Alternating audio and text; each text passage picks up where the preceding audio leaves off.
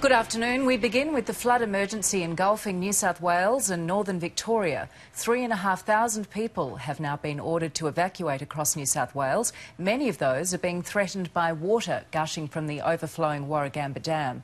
We have comprehensive coverage from our reporters in the flood-hit areas. First to Simon BOUDA, who's in Windsor in Sydney's northwest. And Simon, what is the latest on the evacuations there?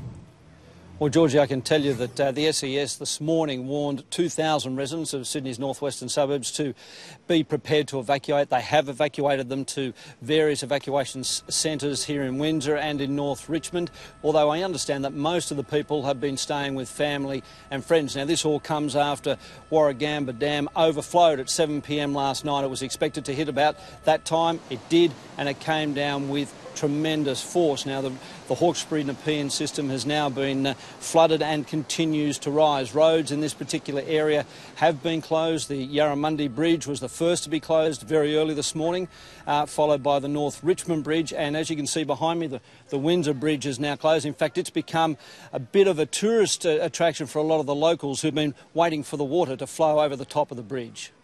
I just recently became a local, so I wanted to see what all the fuss was about. And once it hits that edge of the bridge, it acts like a dam, and then all of a sudden it just rises. We were supposed to get married on that side, and this is how it ended up. It doesn't rain, it floods.